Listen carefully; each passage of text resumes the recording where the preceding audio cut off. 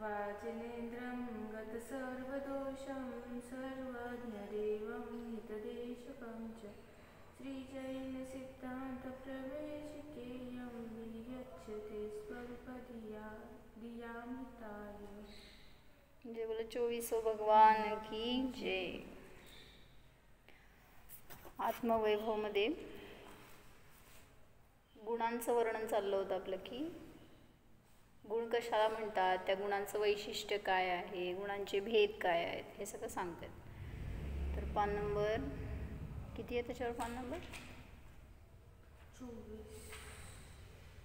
हे 24 पान आहे का? 24 पानावर चित्र नंबर 3 पहा लिहिलंय ना. ज्ञानधारा आणि कर्मधारा ज्ञानीमध्ये एकाच वेळेस चालू असते. मग हे बघितलं होतं चित्र की ती स्त्री ज्ञानी आहे आणि जरी कार्य करते तरी सुद्धा तिची धारा काय चालू आहे? मी परमपवित्र आहे. बाह्य व्यवहारात आत्मदेवाची जाण. म्हणजे तो ऑफिसर आहे तरी सुद्धा त्याचं पण ध्यान चालू आहे की मी तर जाणणारा आहे. स्वयंपाक करते तरी सुद्धा ती काय म्हणते आहे? मी ज्ञानानंद स्वरूपी आहे, माझ्याहून गृहकार्य भिन्न आहे. खाताना खाणारे पण काय म्हणतायत? मी अंशन स्वरूपी आहे, खाणे हा माझा स्वभाव नाही, माझ्या स्वभावात खाणे नाही. असंच आम्हा पण एक सांगतात ना, कोणतं होता एक जण सम्यक दृष्टी मंत्री होता राजाचा, आणि राजाला तो असं जैन तत्व सांगायचा आधेमध्ये सारखं. म्हटल्यावर एक दिवस काय झालं, त्याला युद्धाला पाठवलं आणि गेल्यावर तो दिवसभर युद्ध करायचा आणि संध्याकाळच्या वेळेस जेव्हा सामायिकाची वेळ झाली तर तिथं हत्तीवरच का काय घोड्यावर बसलाय तसंच सामायिकाला बसायचा. आणि मग ते सगळं म्हणायचा तो त्याच्या आधीचं, एकेंद्रियांची मी हिंसा केली असती तर क्षमा, 2 इंद्रियांची, चतुरेंद्रियाची, पंचेंद्रियाची, सगळं म्हणायचं. आणि हे ऐकलं सैनिकांनी, आणि सैनिकांनी जाऊन राजाला काय सांगितलं? हा एकेंद्रिय आणि 2 इंद्रिय त्यांची क्षमा मागतोय, हा काय युद्ध करणार आणि हा काय जिंकणार? आणि असं म्हणेपर्यंत दुसऱ्या दिवशी न्यूज आली की मंत्र्यांनी युद्ध जिंकलं. मग राजाने विचारलं असं कसं काय? तू काय करतो मग? म्हणजे युद्ध तर कसं करणार मग, जर तू असं छोट्या छोट्या जीवांचं जर मेरलं मारलं तर क्षमा म्हणतोय? तो म्हणला गृहस्थीच्या ठिकाणी, आरंभाच्या ठिकाणी ते त्याचं कार्य करणार आहे, पण मी जेव्हा माझं कार्य करणार त्यावेळेस त्याच्या सगळ्यापासून भिन्न आहे. म्हणजे ज्ञानी सगळं कार्य करतो, पण ते करत असताना पण करावं लागते कर्तव्य म्हणून चालते गोष्ट वेगळी, आणि ती विरोधी हिंसा आहे. जेव्हा परत कोणी चक्र आक्रमण करतं आणि त्यावेळेस तुम्ही असं नैविनय हिंसा करणार असं करून बसला तर म्हणजे सगळ्या उलट त्या देशाचं, राज्याचं, हिंसेचा तुम्हाला दोष. म्हणून विरोध होत असताना हिंसा करणार की, म्हणजे गरज नसताना करणार नाही, पण रक्षणार्थ करणार. म्हणजे ज्ञानी त्यामुळं सगळीकडं सतर्क असतो. वाच. तसेच वरील चित्राप्रमाणे आपल्या जीवनात घटवायचे.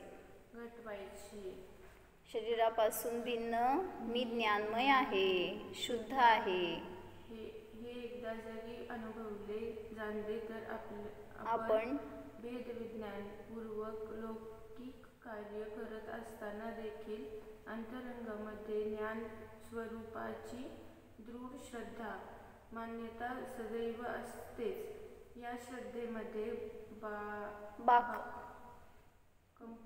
कंपायमानता, अंधुकता नसतेच. म्हणजे काय सांगायचं आहे? सगळं करत असताना सुद्धा भेदविज्ञान असेल तर ते लौकिक कार्यामध्ये सुद्धा तुम्हाला शांती देणारं आहे, आनंद देणारं आहे. नाहीतर कार्य तर तुम्हाला करावं लागणार आहे. म्हणजे आता गृहस्थी चालू होणार तर सगळं धुणे, भांडे, स्वयंपाक सगळं करावं लागतं आहे. नाही असं नाही, का करायचं आहे का नाही? मी काय करणार नाही असं म्हटलं तर चालतंय काय? नवरा म्हणते मी करतो. हो ना, असे पण नवरे आहेत आजकाल. म्हणजे तिथं करत असताना ते कार्य, ज्ञानीची दृष्टी कशी असते ते तुम्हाला म्हटलं ना, मध्ये सांगितलं होतं की रोज थोडं काम असतं. आज खूप जास्त काम पडलं, पण त्यात पाहुणे आले, त्यात भांडेवाली बाई आली नाही कामवाली. काय झालं? किती फ्रस्ट्रेशन, किती त्रास, आणि मग चिड करत तिला शिव्या देत देत देत सगळं काम तुम्ही केलं, पण कसं केलं? अशांतीने. त्याचं फळ कोणाला मिळणार? कामवालीला मिळणार नाही. तिने सांगितलं होतं मी आज येणार नाही आहे. मग म्हणजे करायचं तर आहे तुम्हाला काम, मग ते कसं करायचं हे तुमच्यावर आहे. म्हणजे अशांतीने करा नाही तर शांततेने करा. अचानक जरी तिने नाही आली तरी सुद्धा तुम्हाला मीच करणार आहे जर कार्य, तर कुठलंही कार्य करत असताना आनंदाने करणार ज्ञानी.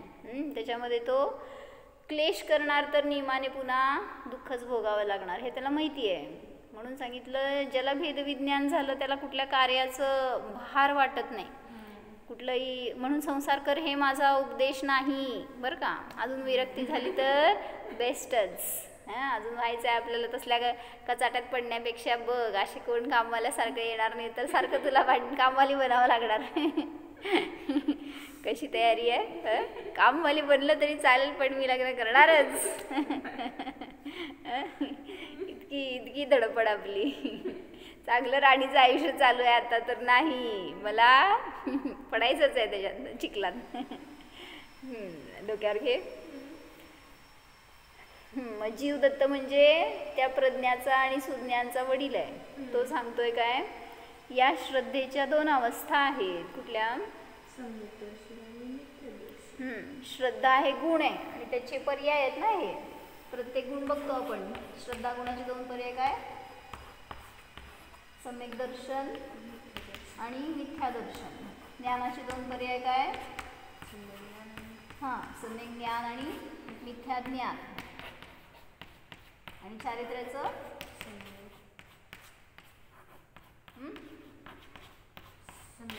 सम्यक चारित्र आणि मिथ्या चारित्र. म्हणजे हे गुण आहेत आणि हे त्याचे पर्याय आहेत खालच्या. म्हणून फक्त गुण माहीत नाही आपल्याला किंवा त्या गुणांचं परिणमन माहीत नाही आहे, तर सांगतात की इथं श्रद्धा हा गुण आहे. त्याचे 2 पर्याय कुठल्या? सम्यक दर्शन आणि मिथ्या दर्शन. मग ज्या समयाला आत्म्याचा अनुभव झाला, आत्मा साक्षात्कार झाला, आत्मदर्शन झालं, त्या समयाला सम्यक दर्शन प्रगट झालं. त्याच समयाला ज्ञान सुद्धा सम्यक ज्ञान झालं. त्याच समयाला चारित्राला सुद्धा सम्यक चारित्र असं नाव आलं. मग हे चतुर्थ गुणस्थानामध्ये सुरू झालं ज्या समयाला त्यांनी अनुभूती घेतली. जरी तुम्ही गृहस्थी आहे, जरी सगळं कार्य करताय, आरंभी आहात, तरी सुद्धा सांगितलं जाण्यासाठी काय बाहेरचा अडथळा आहे. म्हणजे मी गृहस्थी आहे म्हणून मी जाणू शकत नाही. मग तुम्ही स्वतःला माणूस कसं जाणता, स्वतःला स्त्री कसं जाणता. मग त्यासाठी सुद्धा सगळा परिग्रह सोडा, मुनी व्हा, असं नाही आहे. म्हणून सांगितलं जरी गृहस्थ दशेमध्ये आहे तरी सुद्धा श्रद्धा ज्ञान चारित्र कशामध्ये गृहस्थी आहे. श्रद्धा गृहस्थ होते का ज्ञान गृहस्थ होते का चारित्र गृहस्थ होतं. हे गुण आहेत आत्म्याचे, त्याच्यामध्ये काही घर घुसून जात नाही. म्हणजे तुम्ही जसं मानताय त्याप्रमाणे तुमची श्रद्धा बदलणार. मी गृहस्थीच आहे, मला हे करावं लागणार, मी हे करणाराच आहे, हे सगळं म्हणायचं मिथ्यादर्शन. आणि या विचारांनीच जीव हैराण होतो. म्हणून जो भेदविज्ञानी आहे त्याची श्रद्धा कशी असते, हे सगळं करावं लागतंय मला. ह्याच्यामध्ये मी जाणणारा भिन्न आहे, स्वीकार आहे, पण तरी सुद्धा त्यापासून भेदविज्ञान आहे. त्यामुळं तो आनंदाने जगू शकतो. तू आनंदी का दुःखी? आनंदी. थांब जरा 4 दिवस बघू देत मला नंतर भेट, मग तुझाच इंटरव्ह्यू घेऊ आपण. तू आनंदी का दुःखी? ते खालचं वाचायचं आहे.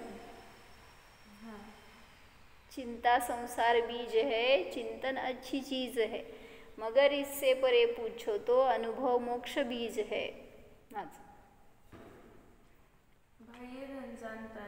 बाह्यधन जाताना कमरेत दुसरी लाद बसते. म्हणजे काय सांगतात ऐक, वाच. लक्षाधीशाचा भिक्षाधीश झाला की कमरेतून पार वाकून जातो. तेव्हा बाह्य दौलत, धन, आहार वर्गणा आहेत. धन म्हणजे काय आहे? आहार वर्गणा आहेत. म्हणजे काय? एखाद्या जीवाचं प्रेत. आपलं शरीर कशाने बनलं? आहार वर्गणांनी, शरीर वर्गणांनी. मग ते जे बनलं ते जेव्हा जीव निघून गेला तर हे सगळं डेड बॉडी राहिली. मग ते जे धन आहे म्हणजे काय, आता तुमचं नोट म्हणा नाहीतर कॉईन म्हणा, हे दोन्ही पण कुठल्या जीवाचं प्रेत? कुठल्या जीवाचं प्रेत. जर कॉईन घेतलं तर कुठला जीव येतो? कॉईन म्हणजे कुठलं द्रव्य आहे, कुठलं मेटल आहे? लोखंड आहे. मग ते लोखंड म्हणजे कुठं आलं? पृथ्वी का एक जीव झाला. मग पृथ्वी का एक जीवाने सोडलेलं प्रेतपासून बनलं ते कॉईन. आणि नोट जे आहे ते कशापासून बनणार? कागद. कशापासून बनणार? कुठला जीव? कागद जीव नाही. बरोबर. कुठला जीव? वनस्पती कायिक. म्हणून वनस्पती कायिक जीवाचं प्रेत. मग सांगतायत तुमच्या हातामध्ये धन असो नसो, काय तुमची कंडिशन असते. जर एखादा त्या धनातून खूप आनंद मानतोय तर, जर ते धन गेलं, लक्षाधीश होता भिक्षाधीश झाला तर वाकून जातो. म्हणजे काय म्हणायचं, त्याचं शक्ती गेल्यासारखं वाटतं त्याला. असं तो हेल्पलेस अनुभव करायला लागतो. तर म्हणून म्हटलं कमरेत लात बसली पहिली. पैसा जड असताना त्यास परमेश्वर मानण्याचे कारण नाही. म्हणजे ते म्हणजे माझ्या सुखाचं कारण, ते म्हणजे माझं सर्वस्व असं मानणारा जीव निमाने दुःखी होतो. काही जण लक्ष्मीपूजन म्हणून पैशाची पूजा करतात. प्रभाती चांगली विक्री झाली की भवानी झाली असे समजून पैशाला नमस्कार करतात. परंतु अस्तित्व गुणाला जाणल्यावर हे अज्ञान संपते. आपले अस्तित्व तर स्वपरमेश्वरात श्रेष्ठ ऐश्वर्यात आहे. अनंत गुणामध्ये, निज दौलतीमध्ये, आत्मवैभवामध्येच आपले अस्तित्व आहे. हे समजले तर बाह्य आहार वर्गणापूर्वी पैशाच्या 2 लाथा खाण्यासाठी त्यामागे 24 तास धावण्याचे सहजच संपते. एकच भावना उरते. अंतरंग वैभवच खरे वैभव आहे. जोरात वाच. बाह्य पैशामध्ये वैभव मानून जडेश्वर न होता शाश्वत असलेल्या ज्ञानेश्वराचा मुक्त हस्ते ज्ञानाच्या ऐश्वर्याचा मुक्त हस्ते भोग घेतो. म्हणजे काय सांगायचंय, जेव्हा धन आलं त्यावेळेस त्याची छाती फुगली म्हणून सांगितलं, म्हणून ती पहिली लात छातीमध्ये. आणि दुसरी जेव्हा गेलं धन त्यावेळेस ते कमरेत लात बसले. असं 2 लाथा म्हणून त्याचं नाव दिलं दौलत. समजलं? 2 लाथा. म्हणून दौलत आल्यावर कधी आनंदी होऊ नका. आणि त्याच्यामधून आपलं अस्तित्व, त्याला नमस्कार, गल्ल्याला नमस्कार करतो ना. काय म्हणते ते, दुकानात ठेवलेली पेटी असती, सकाळी सकाळी दुकान उघडल्यावर काय करतात लोक, कुठं तरी चंदन लाव, फुलं घाल आणि त्याला नमस्कार कर. देव आहे का तो? म्हणजे सगळ्यांची मान्यता अशी, भवानी झाली म्हणलं की त्याला पण नमस्कार. म्हणजे कशामध्येही अस्तित्व मानणं चुकीचं आहे. पुढं पलट. ते काका एक येते, त्यांना सांगायचं विसरले. नाही मी पुढे 36 पानावर काय सांगतायत. ती स्त्री आहे, काय जाणतीये, खालून निश्चय दृष्टी आणि व्यवहार दृष्टी लिहिलंय ना. निश्चय दृष्टीने श्रद्धा गुण, वर वाचायचं ध्रुव, अविनाशी, कॉन्स्टंट आहे. श्रद्धा म्हणजे बिलीफ. मग काय मिथ्या दृष्टीची बिलीफ काय आहे? व्यवहार दृष्टीने ती स्त्री आरशात बघतीये आणि काय म्हणतीये, शरीर म्हणजेच मी आहे. शरीराचे सौंदर्य देखील माझेच आहे. जोरात वाच. ह्याला म्हणायचं मिथ्या दर्शन, रॉंग बिलीफ.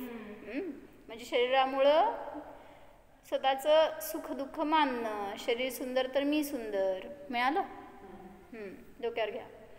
दुसरं सांगितलं काय, ती स्त्री आता ज्ञानी झाली समजा तर श्रद्धा गुण कायम आहे, ध्रुव अविनाशी.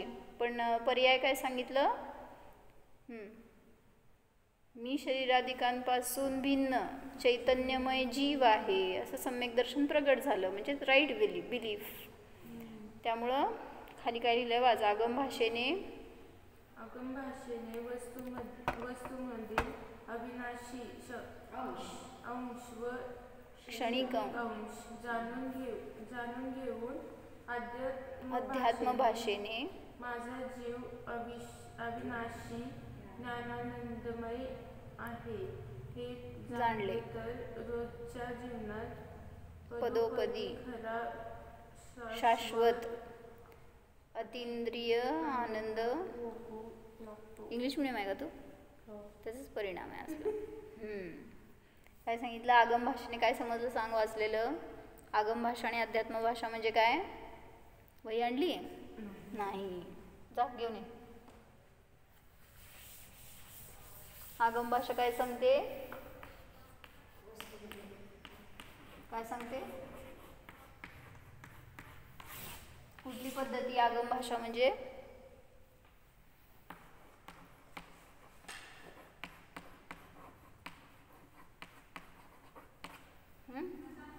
आगम भाषामध्ये वस्तूमध्ये काय काय आहे हे सांगितलं जातं.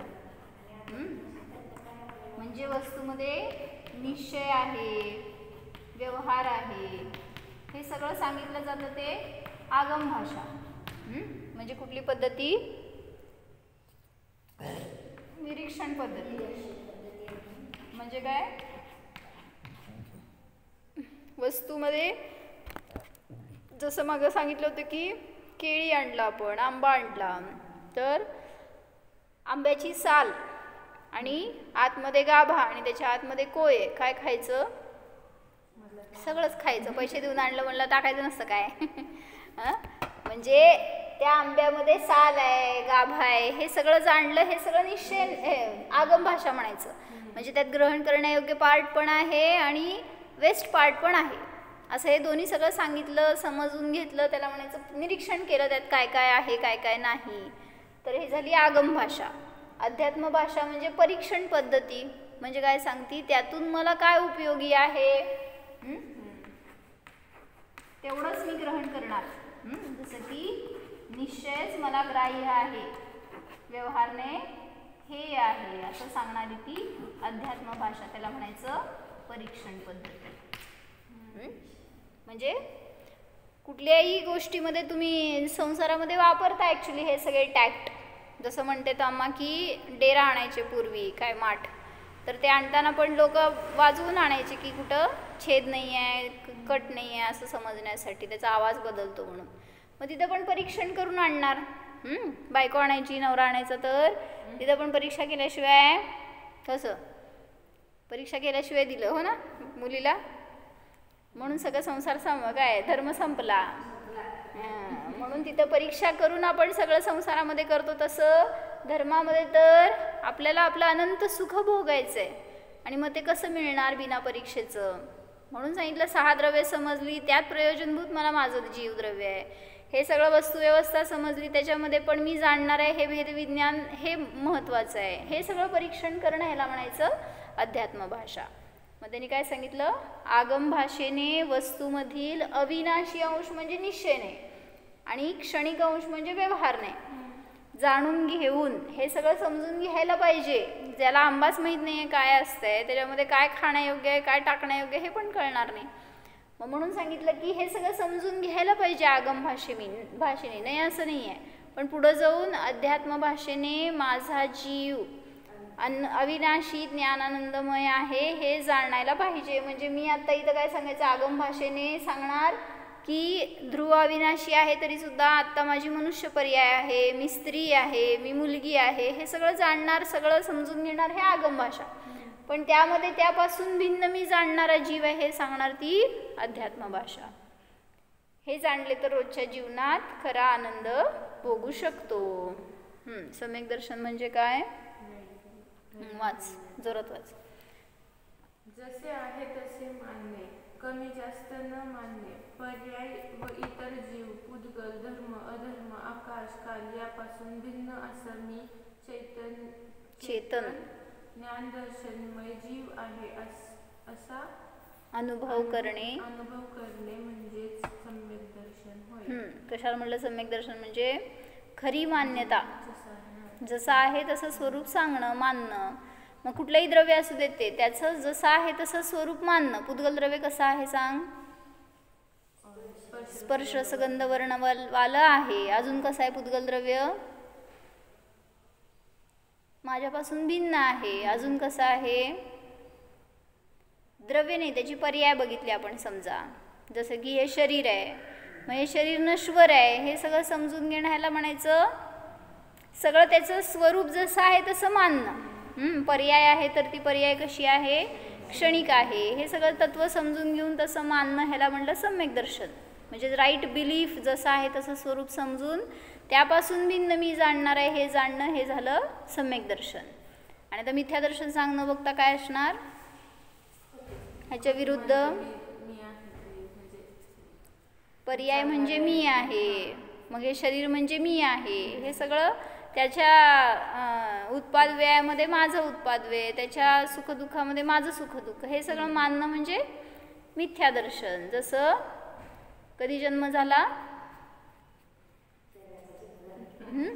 कधी जन्मला मामा तुमचा 45 आहे का? जीवाचा जन्म शिकायला आलोय इथं, आपल्याला शरीराचा जन्म शिकायचा आहे होय. तुमचा जन्म कधी झाला? हा, मग एवढ्या जोरात आधी सांगायचं असतंय. म्हणजे जीवाचा जन्म होत नाही. मिथ्या दर्शन म्हणजे काय, खोटी मान्यता. वाच. जसे नाही तसे मानणे. चित्र क्रमांक 5-6 पहा. शरीर, धन, घर इत्यादी माझे आहेत. अज्ञानी मिथ्या कल्पनेने स्वतःचे स्वरूप कसे विपरीत मानतो ते पहा. हे पण बघितलं होतं ॲक्च्युली. 5-6 नंबरच्या पेजवर सांगायला लागलेत काय काय. पलट माझं.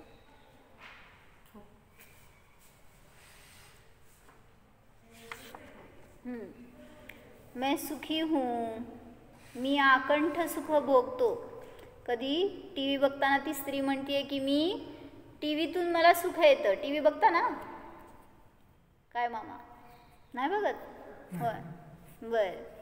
मग मोबाईल बघतो का नाही? मोबाईल ऐकतो, डोळ्याचा प्रॉब्लेम, मोबाईलवर ऐकतो, फक्त ऐकतो, मग त्याच्यातून मला आनंद येतो काय? हो, मोबाईलमध्ये आनंद आहे का तुमच्या? ऐकतो म्हणजे फक्त प्रवचन ऐकतो. हो की, पण त्यातून आनंद येतो का?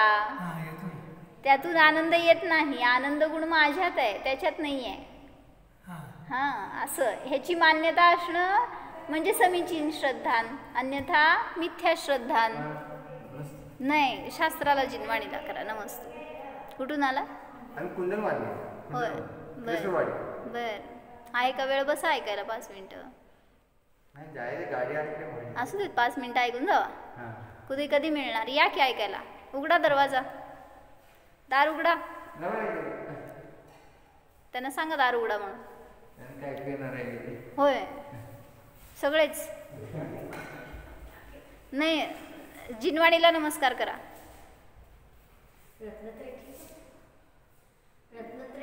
हो की, ब्रह्मचारी द्या त्यांना. तू हां, राहू दे. चला, तर चित्रात काय सांगायला लागले की मला सुख कशातून येतं? बाहेरच्या वस्तूतून सुख येतं असं वाटतं. सगळ्यांना ऐकू येतं ना? येतं ना? हां, तर तुम्ही सुखी कशाने? असं बसा, डोक्यावर घेऊन. जिनवाणी आहे. तर ती पहिली स्त्री काय म्हणतीये? मला टी व्ही बघितल्यावर सुख मिळतं. दुसरा काय म्हणतोय? मैं सबल हूँ, माझ्यामध्ये कोणाचाच टिकावं लागत नाही माझ्या पुढे. म्हणजे माझं शरीर एवढं बळकट आहे त्यामुळं मी बलवान आहे म्हणून त्याला सुख त्याच्यातून. मग शरीर चांगलं आहे म्हणून सुखी आहे का तुम्ही? का नाही? मग शरीर निरोगी असल्यावर सुख असतं की का नसतं? रोगी असल्याला रडतो, निरोगी असलेला का रडतो? पण जरा ना जरा कुठंतरी दुःख असतंय ना? का असतंय? दुखणं असतंय. कर्मभूमी ही कुणाला सुटत नाही माताजी. त्यामुळे दिवसातून एकदा तरी माणूस दुःखाच्या अवस्थेत ध्यान करत असते. मला हे असं झालं, मला तेच तसं झालं. मग काय करायला पाहिजे? त्यासाठी देवदर्शन आणि आत्मध्यान. तुम्ही इथं राहा, तुमचं प्रवचन करू द्या आपण. नाही, एकदम बेस्ट सांगितलं हो. असं सांगायला माताजी आम्ही नाही, माताजी नाही हो, दीदी आहे. दीदी तुम्ही देणार आम्ही नाही, तुम्ही एकदम बेस्ट सांगितलं हे सांगाले. ते आमचं कोणाला पटत नाही हो. तुम्ही संसारात असणारे संसारींना सांगितल्यावर लवकर पटतं. आम्ही सांगितल्यावर ते म्हणते तुम्ही काय आपलं राहिलं निवांत म्हणून तुम्हाला आपलं सुख आहे. तुम्ही आम्ही म्हणतो पण नाही तुम्ही निवांत आहे, पण तुम्हाला सुद्धा स्वाध्यायाची एक पायरी स्टेप झाली, दुसरी पायरी चढावी आणि ज्ञान द्यावं. गुरुविना कोण दाखविल वाट. दिदी असू दे, माताजी असू देत किंवा आचार्य श्री असं ठेवू काय? सगळ्यांना मिळतंय. नाही बोला. क्षमा माता. नाही एकदम छान बोलला. स्वाध्याय करता काय घरी? हो करते. काय वाचता? ही अशी पुस्तकं वाचते, पण आत्मध्यान करते, जप टाकते. कुठून आलो, काय केलं, दिवसातून आपल्या किती चुका झाल्यात, आपण कोणाला वाईट सहसा सावरतो, पण त्यातपणी घडते. सगळं करत असताना आपल्याला प्रयोजन काय आहे, काय करायला पाहिजे? आत्मध्यान सगळ्यापासून भिन्न मी जाणतोय ह्याचं वेदन करायला पाहिजे. करता? ते काय तुमच्या गावात प्रवचन करतायत का? नाही करत जावा असं म्हणाले मी. कोण नसलं तर पकडायचं एकाला आणि सांगा म्हणायचं. आपल्या सगळ्यांना मिळतं ना लाभ त्याचं. काय आलं ती जाऊन पटू दे नाही पटू दे, आम्ही सांगतो ते तुम्हाला पटते म्हणून सांगतो का? तरी पण ऐकता ना तुम्ही. ऐकून संस्कार होत असतात, त्याच्यानुसार आपले परिणाम बदलत असतात. आणि धर्माशिवाय सुख नाही आहे हो कुठं. तुम्ही काहीही करा, किती संसाराला चांगलं करायचं, गोड करायचा प्रयत्न करा, पण संसार दुःखाचीच वस्तू आहे. धर्म सुखमयच आहे, संसार दुःखमय आहे, शरीर रोगमय आहे. बरोबर. लिहा. धर्मच हे केलं पाहिजे. पण त्यातनं पण माणसं आता पंचम ह्याच्यात हुंडावसरपणे कोण कोणाला कोण काय महत्व राहिलं नाहीये धर्माचं. त्याच्यामुळे तर धर्माचा ऱ्हास होत चाललाय. किती चांगलं सांगायला बघा. असं मोठ्यांचे लोकांचे ऐकायला पाहिजेत वचन. अहो आपल्याला परत कुठं ऐकायला मिळणार कसं? असं घ्या डोक्यावर पदर. ते दाखवा त्यांना पुस्तक, म्हणजे द्या त्यांना. नाही तुम्हाला नाही, त्यांना द्या म्हणलं. आदिती तू त्यांच्या हातातलं घे वरून, म्हणजे ते तुझ्या जवळ घेऊन बस. पुढं काय सांगितलं? मी परिवार संपन्न आहे, कुटुंब मेरा है. असं कुटुंब आहे म्हणून मी सुखी आहे. सगळे आमच्या घरामध्ये चांगले आहेत म्हणून मी सुखी आहे. कोणाला कशाने सुख आहे हो? एखादा रस्त्यावर बसलेला भिकारी असतो, तो म्हणतो धन असेल तर मी सुखी झालो असतो. धनिक सुखी आहे का हो? नाही. का बरं? त्याला झोप लागत नाही म्हणून तो दुःखी. बरोबर. झोप लागतो तो सुखी का नाही? कोणाला झोप लागते तो सुखी का नाही? हो की? संपत्ती असल्यामुळे ठीक आहे. एखादा जीवाला झोप लागते चांगली रात्री, तो सुखी का दुःखी? सुखी. झोप म्हणजे सुखाचं स्थान आहे का आपल्या? असं सिकंदर निघाला होता एकदा बरं का, षटखंड जिंकायला. म्हणजे काय त्याचा आता ॲक्वायर करायला सगळं बाजूचं क्षेत्र. आणि जाताना रस्त्यामध्ये त्याला मुनिराज भेटले जंगलमध्ये. आणि मुनींनी विचारलं काय झालं, कुठं चाललास? मग तो म्हणतो की मला सगळ्या भूमीवर राज्य करायचंय म्हणून मी सगळं जिंकायला चाललोय. मग मुनी शांत होते. मुनींनी विचारलं तुझ्यावर किती आहे आता? सांगितलं त्यांनी माझ्या एवढी मालमत्ता आहे, एवढं वैभव आहे, एवढी सगळी सत्ता आहे माझी. मग मुनींनी परत विचारलं अजून तुला काय मिळवायचं आहे? तो म्हणतो इकडचं क्षेत्र, तिकडचं क्षेत्र, तिकडचं क्षेत्र, सगळं मिळवायचं आहे. मग मुनिराज म्हणाले नंतर काय करणार? म्हटलं त्याच्यानंतर त्याच्या पुढचं क्षेत्र जिंकणार. मुनी म्हणले अजून काय करणार? म्हटलं त्याच्या पुढचं अजून काय मिळेल ते सगळं मिळवणार. परत म्हणले मुनी परत काय करणार? तो म्हटला मग निवांत आपल्या घरामध्ये काय म्हणतात शांतीची झोप घेणार. मग मुनी म्हणाले तुला शांतीची झोपच पाहिजे ना, मग एवढं सगळं मिळवून शांत राहणार आहेस का तू? तेव्हा शांतीची झोप ती तुला पाहिजे तर ती आत्ता मिळती ना, नाही मिळणार का? सगळीकडं राज्य आपली सत्ता वाढवल्यावर मग शांती मिळणार आहे का? हुरहुर लागते उलट. म्हणून सांगतायत की बाहेरच्या गोष्टीमध्ये शांती कधीच नाहीये. तुम्हाला शांती मिळणार तर ती आत्म्यामधून आपल्यामधूनच मिळणार. म्हणून स्वतःला जाणा तर संसारातून बाहेर पडायची कला आपल्याला मिळाली आणि तीच सुखमय आहे. म्हणून ध्यान करा, स्वाध्याय करा. सगळेजण एकत्र जवळजवळ राहता का तिथं? नाही असं ना का? मग एकत्र यायचं, एक टाइमला स्वाध्याय करायचा. पुस्तक देऊ एक वाचायला? माताजींकडे आहे तिथं देते. इथं पण आहेत पाय तर देते. म्हणजे एक सगळे मिळून बसून स्वाध्याय करायचं एका टाइमला. म्हणजे त्याच्यातून आपल्याला जेवढं कळेल, जेवढं मिळेल तेवढा वेळ तर चांगला गेला ना. धर्माचा रस्ता तर म्हणजे संस्कार तेवढे चांगले झाले. नाहीतर आपण इतर गोष्टी करणार, काहीतरी विकथा करणार बाहेर बसून, कोणाचं तर चांगलं आणि कोणाचं तर वाईट सांगत बसणार. त्यापेक्षा धर्मकथा केलेली चांगली, हो ना? म्हणून सगळे मिळून माताजी एखादी मालिका बघत बसणार. बरोबर. आता हेच चाललं. नाही मालिका नसली तर त्या मालिकेत आपले रोल असतात, मालिकेमध्ये आपण रोल घुसून करतात लोक. किल्ली नसेल तर बाहेरून दर्शन होतंय तुमचं. चला काय चाललं होतं आपलं की परिवारातून सुख आहे असं मानणारा पण मिथ्यात्वी आहे. मी दुःखी आहे म्हणला का, दुःखास वैतागलो आहे बाबा, म्हणजे दुःखी सुखी आहे असं म्हणणं सुद्धा मिथ्यात्व आहे, दुःखी आहे म्हणणं सुद्धा मिथ्यात्व आहे. म्हणायचं नाही का मग मी दुःखी आहे? कसं दुःखी आहे का नाही तुम्ही मामा?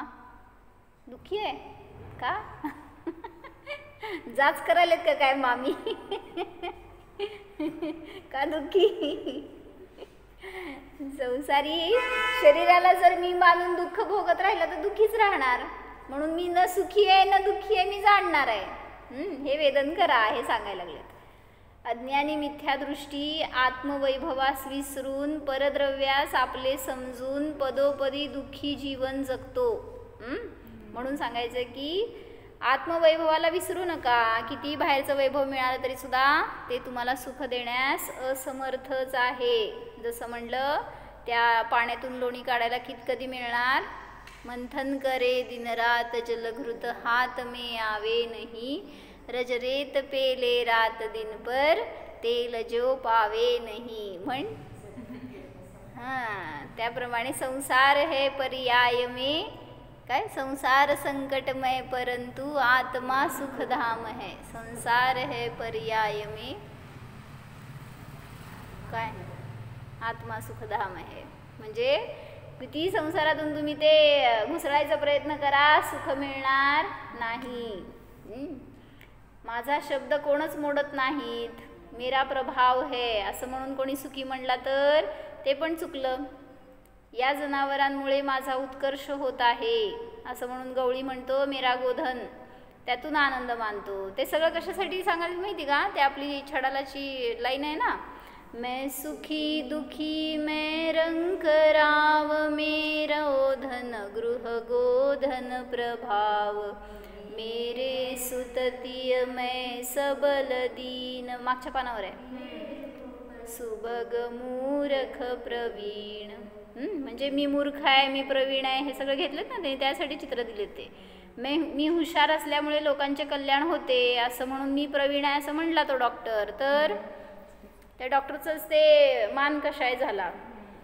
उद्या त्याचं ज्ञान जर खोटं झालं, त्याच्याकडनं एखादा पेशंट मेला तर त्या डिप्रेशनमध्ये जातो माहिती का. मग माझे मैं दीन हूँ, ओझे वाहून बेजार झालो आहे. म्हणजे जो संसाराच्या दुःखाला कंटाळून मी दुःखी दुःखी दुःखी रडत बसला तर त्याला थोडी सुख मिळणार आहे. म्हणून दुःखी तर होणार संसारामध्ये, पण दुःखी मानू नका स्वतःला. त्या दुःखाला पण मी जाणतो हे विचार करा, तर दुःखापासून भिन्नता होणार.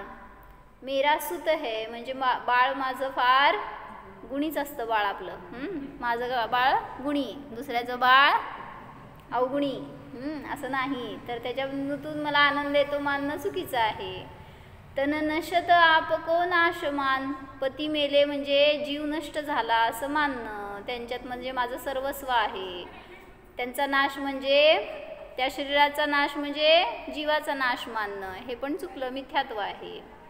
पुढं मेरा धन है, या जगात मीच संपन्न आहे म्हणून धनाने सुख मानलं. मेरा गृह है, घर चांगलं बांधलं, नवीन बांधलं, मग त्याच्यातून आनंद, हे पण चुकलं. मैं मूर्ख हूँ, आता झाडाच्या फांदीवर बसून छानपैकी फांदी तोडतो. कोण होता तो? शेख चिल्ली, हो ना, का काय ते मुंगेरी लाल असं त्यांची नावं होती. म्हणजे असं मी ऐकून माहिती आहे, ते असं शहाणे होते फार असं म्हणून म्हणतात. ज्या फांदीवर बसायची तीच फांदी तोडायची आणि मी मूर्ख आहे म्हणायचं. आणि त्याच्यातून सुद्धा दुःख, एखाद्याला आनंद, त्यातून पण असं.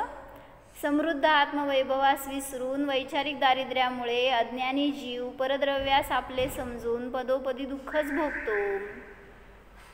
दारिद्र्यात जगण्यापेक्षा मेलेले बरे. मैरंक हूँ म्हणून जो पैसेवाला आहे तो पण दुःखी आहे आणि जो पैसाहीन आहे, धनहीन आहे, तो पण दुःखी आहे. मैं राव हूँ, असा श्रीमंतीचा थाट कोणच अनुभवत नसेल. म्हणजे असं मी अनुभवतो असं त्याला म्हणायचं आहे. म्हणजे मी आय एम द ग्रेट, म्हणजे माझ्याकडे धन आहे तर मी सुखी आहे असं मानणारा नियमाने दुःख भोगतो.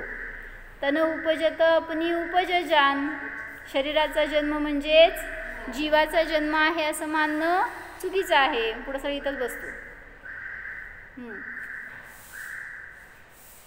शरीराचा जन्म म्हणजे जीवाचा जन्म मानणं चुकीचं आहे. माझ्यासारखी भाग्यशाली मीच, कारण मी सुंदर आहे, मैं सुबग हूँ. सुंदर असल्यावर सुख असतं का दुःख असतं? तुम्हाला कोणतर म्हणलं सुंदर आहे तुम्ही तर काय म्हणणार? कसलं अंगावरचा मांस चढत आहे थोडंसं. हो म्हणते अजून पण काय समजलं मग तत्वज्ञान आपल्याला. शरीराने मी सुखी आहे का हो? शरीर सुंदर म्हणून मी सुखी.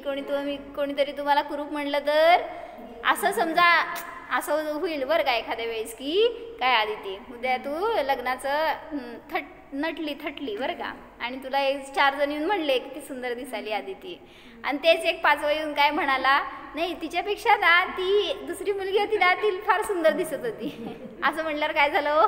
असं जळफळाट. म्हणजे त्या शरीरामुळं मी सुखी, सुंदर आहे म्हणून सुखी असं व्याप्ती नाही. कुरूप असणारा कुरूपतेमुळं दुःखी, बेरूप आहे असं मानून जर काही दुःख करत असेल तर ते सुद्धा चुकलं. पलट.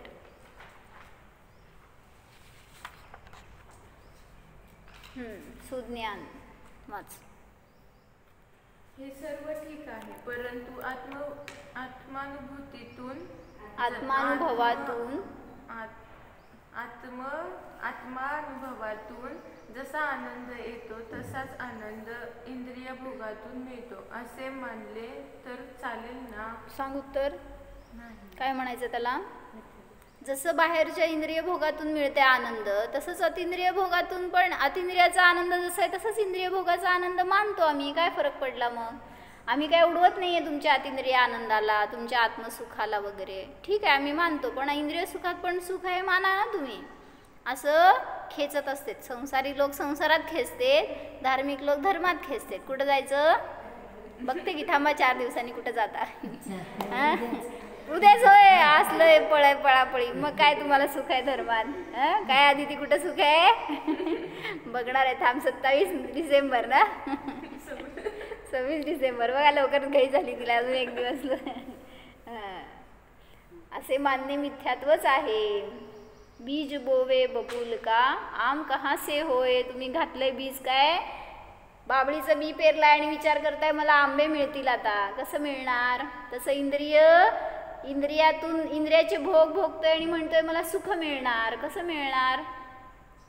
7 नंबर पहा. जसे बीज आहे तसे फळ. केळी छानपैकी लगडलेल्या आहेत. यावर्षी आंबे चांगलेच आले आहेत. केळीचे रोप लावतो आणि केळी मिळाले त्याला. आंब्यासाठी कोय पुरतो तर आंबे मिळाले. बाबळीचे बी पेरले तर आंबे कुठून मिळणार? केळीसाठी केळीचे रोप व आंब्यासाठी कोयच लावावी लागते. तुम्हाला शिकवलंय कसं करायचं शेती. या न्यायाने इंद्रिय भोगातून आकुलता व दुःखच मिळणार व अतिंद्रिय आत्मानुभूतीतून खरा शाश्वत आनंद मिळणारच. जसे कारण तसेच कार्य असते. तसेच शुद्ध भावाने मोक्षमार्ग व मोक्ष प्राप्त होतो व शुभ अशुभ भावामुळे पुण्य पापबंध संसारच प्राप्त होतो. तिथं आहे की मिळालं का नाही? मग माझ्याकडे बघताय म्हणून. कारण जसे चिंतन तशी पर्याय. समजलंय? काय समजलं सांग.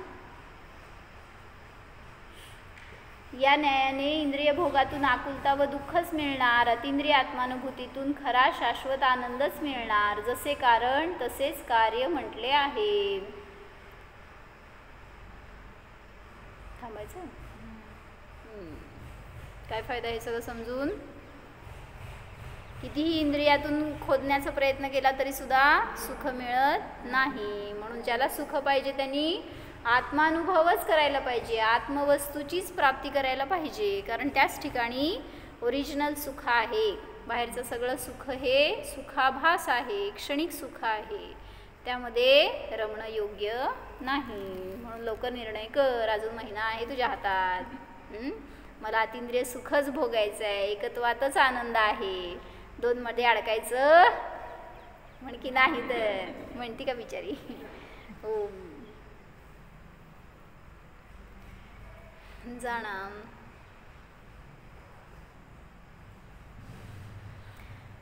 हा मी जीव इंद्रियवाला नाहीच. इंद्रियांमध्ये सुख नाहीच. इंद्रियांमुळे दुःख नाहीच.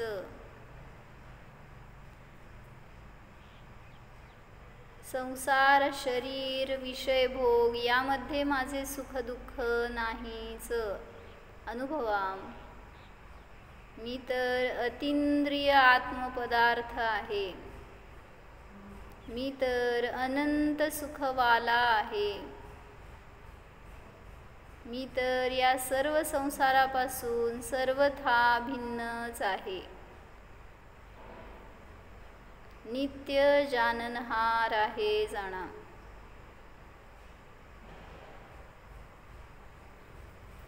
मी आहेच निर्णय करा. जीव आहे. आहेच.